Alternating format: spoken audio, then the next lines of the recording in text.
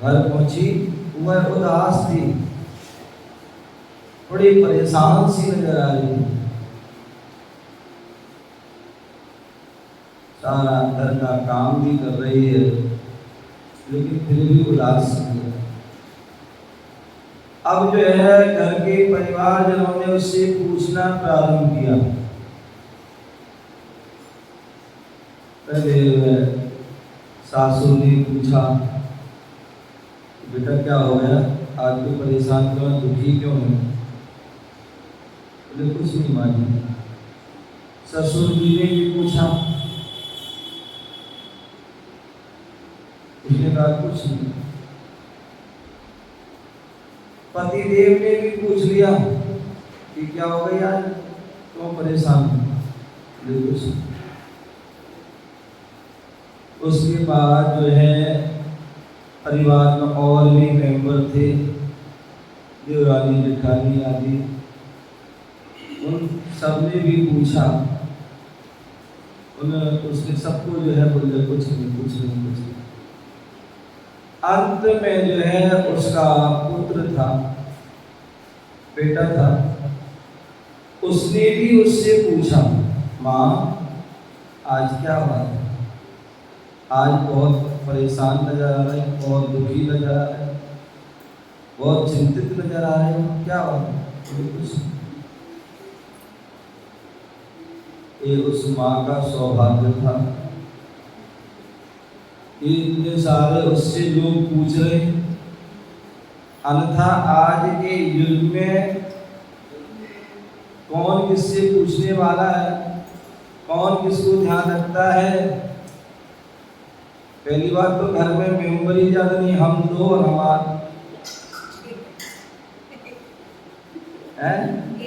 अब वो एक भी कहाँ रहता ना, अब तुमने पढ़ने को भेज दिया उसको गुरुकुल में, हॉस्टल में है या बाहर भेज दिया, अब वो कभी कहाँ, दोनों में। अब दोनों में क्या, पति अपने काम में लगे, पत्नी। और अन्यथा आजकल तो ये सिस्टम भी घर में का 4 या 10 भी 15 भी जो भी सब मेंबर भी हैं, लेकिन सब अपने आप में व्यस्त हैं। हो सकता है सब एक साथ बैठे हो, लेकिन ना कोई एक दूसरे को देखेगा, ना कोई एक दूसरे को बोलेगा, घंटों निकाल देगा, बस अब ना अम्मा को पता है क्या करते हैं। हाँ वो तो कहते ना, वो तो सभी के रंग में तो कि सभी ऐसे ही करते कि 4 लोग 10 लोग जो भी हैं, चाहे बच्चे हो, चाहे बड़े हो, चाहे बूढ़े हो, चाहे कोई भी हो, युवा हो, सभी का ये हाल है कि मतलब एक तो साथ बैठते नहीं है, अगर बैठे भी तो भी किसी को कोई मतलब नहीं रहता है। और ऐसी है कोई परेशानी है, कोई दुखी है, कोई कष्ट है, पीड़ा, कोई किसी को भी मतलब। लेकिन उस माँ पुण्यात्मा थी कि उसे ऐसे परिवार में रहती जो आपस में एक दूसरे का ध्यान रखते, एक दूसरे बारे पूछते। और इसके साथ साथ वह उसका पुत्र जो है वह माँ के बारे में पूछ रहा है। आज पुत्रों का समय मिलता है, पुत्र भी जो है अपने आप में व्यस्त। माँ परेशान होगी, दुखी होगी, चिल्ला रही होगी, चीख रही होगी, करा रही होगी, लेकिन वहीं से निकल जाएगा, लेकिन फिर भी पूछे। लेकिन पुण्यात्मा माँ की संस्कार माँ, उसने जो है स्वयं भी संस्कारवान थी और बच्चों को भी उसने अच्छा सिखा रखा था। तभी वह बच्चा पूछा, कहते हैं जैसी करनी वैसी भरनी। यदि आप जो है कि अपने से बड़ों का, यदि अन्य जो साधारण व्यक्तियों का, अपने परिवार जन का यदि आप ध्यान रख रहे हो, तो ध्यान रखिए आपके नीचे वाले बच्चे या भी है, वो भी आपका ध्यान रखेंगे। और यदि आप अपने साथ साथ अपने परिवार जन का यदि ध्यान नहीं रख रहे हो, तो ध्यान रखना वह आगे तुम्हारा भी कोई ध्यान रखने वाला नहीं। उस माँ ने अच्छे संस्कार, स्वयं भी अच्छे संस्कार बांधी और अपने बच्चों को भी संस्कार। और यही कारण है कि बच्चा उससे पूछा, माँ तुम्हें क्या हो गया, क्या परेशानी, क्या कष्ट है, क्या पीड़ा है, क्या वेदना, कुछ बताओ। बोले माँ बोल रही, माँ कुछ नहीं। माँ वह नहीं चाहती कि मैं तो परेशान हूँ, साथ में भी परेशान हो। ये माँ कभी नहीं चाहेगी। माँ वह स्वयं दुखी हो सकती है, स्वयं परेशान हो सकती है, स्वयं भूखी रह सकती है, स्वयं कष्ट में रह सकती है, स्वयं अकेले में सो सकती है, लेकिन कभी वह अपने बच्चे को परेशानियों से कोसों दूर रखती है। वह बेटा संस्कार मानता है, योग बचता। वह आके पूछा, माँ बताओ क्या परेशान। माँ बोली कुछ नहीं बेटा। नहीं कुछ तो बात है, मैं तेरा बेटा हूँ और मैं बचपन से तुम्हें देख रहा हूँ, कभी आज तक मैंने इतना दुखी परेशान नहीं देखा, कभी इतना चिंतित नहीं देखा। क्या बात है, क्या कोई पीड़ा है, कोई परेशानी, कोई कष्ट है, कोई बीमारी है, किसी ने कुछ कह दिया, मुझे बताओ क्या समस्या है। माँ बोली कुछ नहीं कुछ नहीं कुछ नहीं। माँ वह नहीं बता रही बेटे को, लेकिन बेटा भी वो कह रहा मैं पूछ के रहूंगा, आपको बताना होगा। बार बार पूछा और बार बार माँ मना कर रही है, बार बार बेटा पूछा है और अंत में बेटा ने कह दिया, माँ जब तक तू नहीं बताएगी तब तक मैं भोजन नहीं करूंगा। ऐसा बेटा मिलना बहुत दुर्लभ है, जिसने जन्मों जन्मों में कोई पुण्य किया होगा। बोले बेटे के लिए माँ तो भोजन छोड़ सकती है, बेटे के लिए माँ भोजन छोड़ सकती है, लेकिन माँ के लिए बेटा भोजन छोड़ दे, बहुत बड़ी बात है। बोले माँ जब तक तुम नहीं बताओगे तब तक भोजन नहीं करूंगा। अब कौन माँ होगी अपने बेटे को भूखा नहीं, और ऐसे बेटे वह बहुत समझाती है, लेकिन वो नहीं मानता तो बोले ठीक है, तू बड़ा जिद्दी है, बहुत हट करता है। और शास्त्रों में कहा भी 4 प्रकार की हट होती है। एक बाल हट होती है, एक त्रिया हट होती है, एक राज हट होती है और एक योगी हट। यदि बालक ने हट कर ली कि मुझे चाहिए है, जैसे आपको पहले बचपन में जब ज़्यादा कोई आविष्कार नहीं हुए थे, ज़्यादा कोई वस्तु नहीं होती थी, ज़्यादा व्यक्ति जो है धनिक नहीं होते थे, तो बच्चे क्या करते हैं, बहुत सारे बच्चे होते आपस में खेल रहे हैं, यूज कर रहे हैं, ऐसी काम चल जाते हैं। तो एक बच्चा जो है आंगन में खेल रहा है और सूर्य अस्त की बात है, सूर्य अस्त होने के बाद जब अंधेरा हो जाता है, अपने आंगन में क्या है खेल रहा है, कूद रहा है, और खेलते कूदते घूमते चलते हुए उसकी दृष्टि ऊपर चली जाती है आकाश में। और जैसी आकाश में उसकी दृष्टि आती है, वह देखता है कि कोई गोल गोल चीज है और वो चमक रही है, क्या गोल गोल जो है चीज है वो चमक रही है। माँ से पूछता, माँ माँ माँ ये क्या है। माँ कहती, बेटा ये चंदा मामा है। बोले माँ मुझे चंदा मामा चाहिए। बोले बेटा वो तो बहुत दूर है, वो सब नहीं मिलता ऐसा वैसा। बोले नहीं माँ मुझे चंदा मामा चाहिए, मुझे चंदा मामा चाहिए। और दूर जा बैठ जाता माँ वो समझाती है, लेकिन बच्चा मानने को तैयार नहीं है। अंत में क्या करती है, माँ समझदार होती है।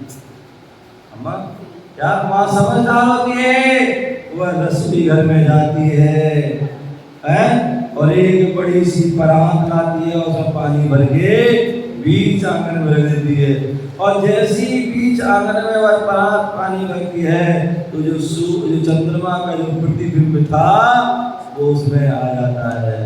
और जैसे वो उसमें आता है, वो माँ कहती है चंद्रमा चाहिए, बोले चंद्रमा, ले चंद्रमा। बच्चा खुश हो बच्चा खुश प्रसन्न, ये बाल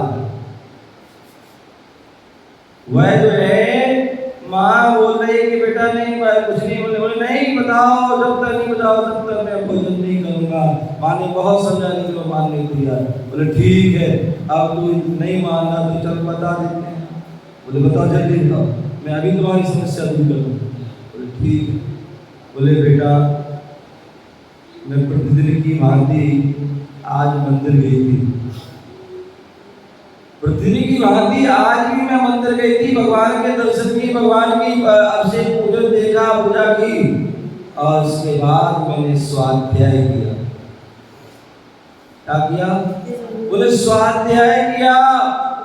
और स्वाध्याय मैंने जो है महापुराण का स्वाध्याय किया, और महापुराण की स्वाध्याय में जो है भगवान आदिनाथ, बाहुबली और जो है भरत आदि के बारे में बड़ा व्याख्यान चल रहा था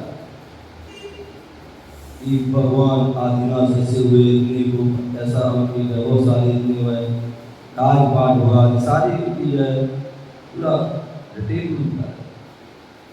भरत चक्रवर्ती के बारे में भी बहुत पूरा बताया कि ऐसे ऐसे भरत चक्रवर्ती सभी को जीता आदि, ऐसे रत्नों के निधियों के स्वामी थे आदि। फिर बाहुबली के बारे में भी बताया कि इतने बाहुबली भी इतने जो है शक्तिशाली थे, इतने जो है 525 धनुष के अवगाहना वाले थे, और इतने वैभवशाली थे आदि आदि, जिन्होंने भरत चक्रवर्ती को भी हरा दिया। ऐसी और वही बाहुबली बोले उनको जब वैराग हो गया, दीक्षा धारण की, तपस्या की, और तपस्या के बाद केवल ज्ञान भी हो गया, और केवल ज्ञान होने के बाद वो मोक्ष भी हो गया। और जब मोक्ष हो गया तो जो है जब किसी से लगाव हो जाता है और जब वो चले जाते हैं तो क्या करते हैं? उदास होते हैं, लेकिन अब उनकी याद के लिए क्या करते हैं? घर में कोई व्यक्ति है, कोई घर का व्यक्ति था तो फोटो उनकी लगा लेते, इससे याद रखते हैं। तो भगवान थे, केवल ज्ञानी हो गए, केवल भगवान हो गए, क्या किया जाए? अब वो तो मुक्त चले गए, भरत चक्रवर्ती हो गए, उनकी विशेष लगाव था। क्या किया उन्होंने? जो है बोले भगवान जितनी उनकी अवगाहना थी 525 कुल 525 भरत चक्रवर्ती ने उनकी प्रतिमा बनाई, बहुत सुंदर, बहुत मनोहारी प्रतिमा बनाई। और ऐसी प्रतिमा, इसका जो है स्वरूप उन्होंने जो है महापुराण में दिया। ऐसी भव्य, ऐसी मनोहारी, ऐसे विशेष विशेष आदि प्रतिमा जिसको देखते ही देखते व्यक्ति जो है उठने का मन न करे, वहां से हटने का मन न करे, ऐसी वैभव प्रतिमा बनवाई। और वह काल के प्रभाव से वह जो है वह प्रतिमा विलुप्त। अब मैं यही सोच रही हूँ, विचार कर रही हूँ कि मैं कितनी अभागन हूँ कि मैंने साक्षात बाहुबली के दर्शन तो नहीं किए, और मैं भगवान के प्रतिमा के भी दर्शन नहीं कर पा रही हूँ। कितनी अभागा, कितनी पापिन हूँ, कितनी मैं जो है पुण्यहीन हूँ कि मैं दर्शन कैसे दर्शन हो, कैसे दो, यही सोच सोच कर विचार कर। जैसे उसकी बात होती है, वह बालक पूरी बात सुन रहा था, और सुनते ही सुनते जो है वो है चुप हो जाता है, शांत हो जाता है। माँ उससे पूछी क्या हो गया, अब शांत क्यों हो गया? अभी तो बहुत बोल रहा, अब शांत क्यों, क्या हो गया? बोले कोई, बोले नहीं कुछ नहीं। बोले नहीं कुछ, क्या हो गया बताओ ना। बोले मैं सोच रहा हूँ कि मेरी माँ की इच्छा है भगवान बाहुबली के दर्शन की, मैं उनको दर्शन कराऊंगी, कैसे कराऊँ ये सोच रहा हूँ, क्या कराऊँ। बोले बेटा वो अब संभव नहीं है, वो नहीं हो सकता है, तो अब काल के प्रभाव से विलुप्त हो गई है, वो नहीं हो सकता है। बोले नहीं माँ, तुम्हारी इच्छा है तो मैं तुम्हें दर्शन जरूर कर सकूँ। बोले वो संभव नहीं है। बोले नहीं, मैं कराऊंगा। और बोले जब तक मैं तुम्हें दर्शन नहीं कराऊंगा तब तक मैं अब घर नहीं आऊंगा। और घर से निकल गया। माँ बहुत समझाती, बहुत बनाती, लेकिन वो मानने को तैयार नहीं है। जब मानने को तैयार नहीं है और तो घर से निकल ही रहा है तो बोले ठीक है, तू यदि जा रहा तो मैं तेरे साथ मैं भी जाऊंगी। और वह पुत्र आगे आगे और माँ पीछे पीछे, और कहती है चलो तू जा रहा है, इतने अच्छे काम के लिए आ रहा है, अच्छे तो चलो क्यों ना हो पहले मंदिर चलते। क्या चलते हैं? बोले सबसे पहले मंदिर चलते हैं। और सुना है मंदिर में कोई मुनिराज आए हैं, उनके भी दर्शन करते, उनका भी आशीर्वाद देते। ऐसी जो है माँ संस्कार माँ कि कोई भी शुभ कार्य करो, दिन का प्रारंभ करो, बोले भगवान के दर्शन से करो, गुरु के दर्शन से करो।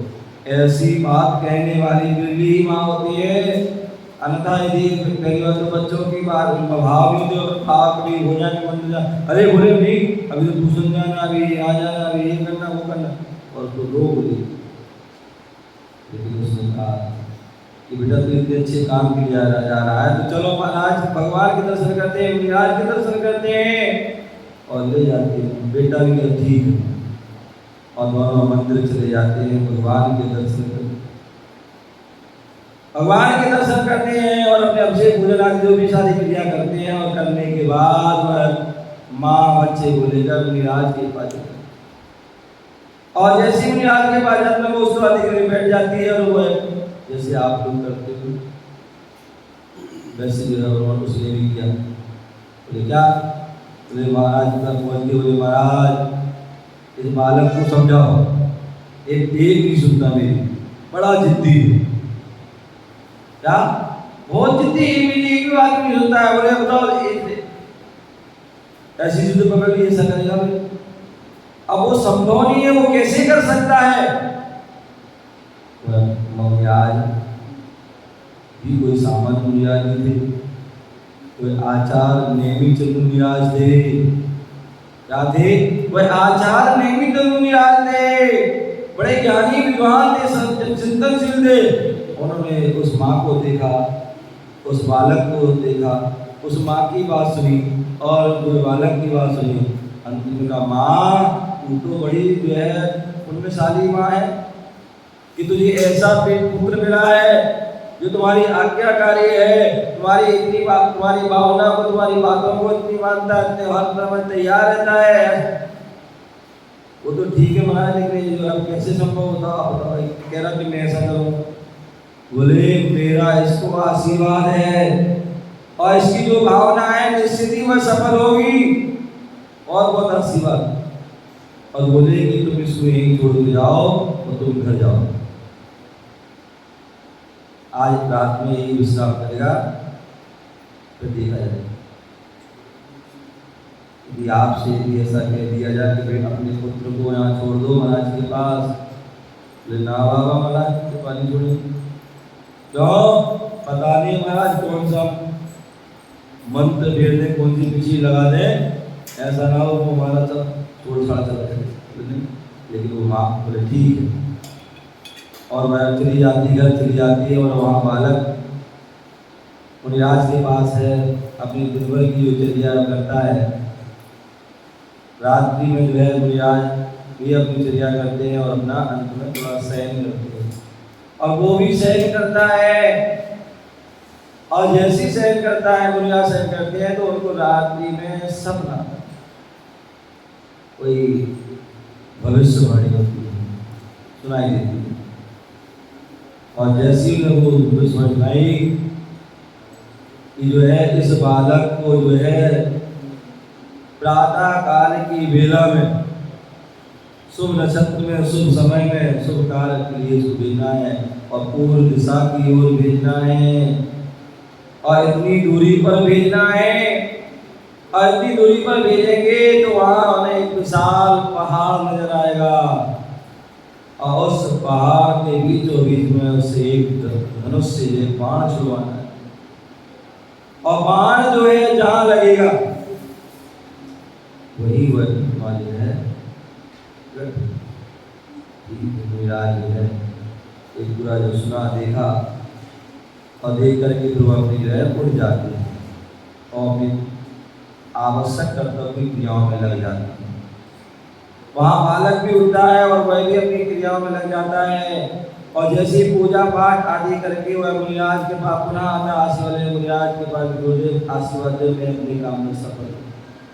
मुनिराज कहते ठीक है बेटा आशीर्वाद, और उसके लिए कहते बेटा कि तुम्हारे लिए है यहाँ से इस दिशा में जाना है और इतनी दूर तक जाना है, और इतनी दूर पर तुम्हें एक बहुत विशाल पहाड़ मिलेगा और उस पहाड़ में एक बाण छोड़ना है, और बाण जहां लगेगा वही वह तुम्हारे है। वह जैसे मुनिराज ने कहा बिल्कुल वैसी उन्हीं के पूरे शब्दों के हिसाब से निकल जाता है, उतनी दूरी उतनी दिशा में कोई उसी बाण छोड़ा जाता है, और जैसे ही बाण छोड़ा जाता है जिस शिला से लगता है और उसी शिला से वह काम प्रारंभ होता है, और उस ही समय में जो है बड़े भक्ति भाव से वह कार्य किया जाता है, और उसी जो है समय उसी स्थान से जो है एक भव्य जो है मनोहारी वह प्रतिमा जो है प्रकट हो जाती है, बनकर के तैयार हो जाती है।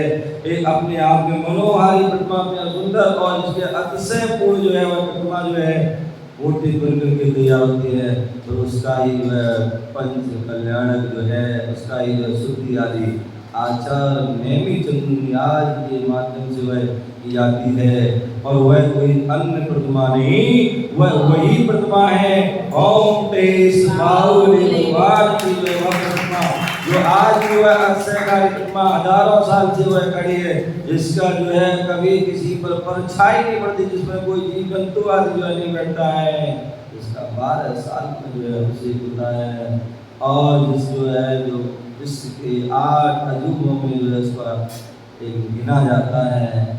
ऐसी प्रतिमा तो और भी बहुत बनी, लेकिन वह उस जैसी प्रतिमा जो आज तक वह ऐसी वह भव्य प्रतिमा सुन रहे थे, वो भजन गा रहे थे, जिसका प्रतिमा बनने के बाद मंत्र शुद्धि होने के बाद वो अभिषेक किया गया, वो अभिषेक किया, लेकिन पूरा उसका जो है जल जो है नीचे तक नहीं आया, लेकिन पुनः उसी अम्मा को जो है बुलाया गया, उसकी भी भावना थी कि हम भी जो है अभिषेक करने, लोगों ने उसको धुटका दिया भट्टा लगा दिया, लेकिन जब उसने अभिषेक किया गुड़िया की लुटिया गजब कर गई, और क्या हुआ कि वह एक छोटी सी लुटिया के कारण वह पूरा अभिषेक नीचे तक आ गया। ये जो है बाहुबली भगवान का आश्चर्यकारी वह प्रतिमा थी, जो उस माँ की भावना थी, उस माँ की भावना को पूरा करने के लिए उसके बालक ने है पूरा किया था।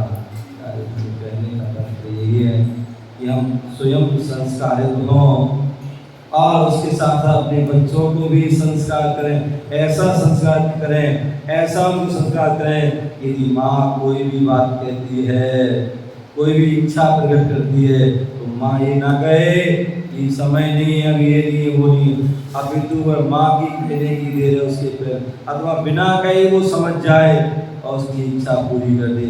ये बहुत बड़ी बात है। हम अपने जीवन में ऐसी उपलब्धि प्राप्त हुई, ऐसे हमने अपने जीवन को बना दिया, ऐसे अपने बच्चों को तैयार कर दिया, तो निश्चित ही आपका जीवन भी श्रेष्ठ बन जाएगा और आपके बच्चों का भी जीवन श्रेष्ठ हो जाएगा। आप भी धर्म में जीवन व्यतीत करेंगे और वह भी अपना धर्म में जीवन व्यतीत करेंगे। ऐसे जीवन में संस्कार को, धर्म की भावना को जगाएं और अपने जीवन को सार्थक करें, तो निश्चित ही आपका जीवन सफल होगा। इसी भावना से जय बोलो महावीर भगवान की जय।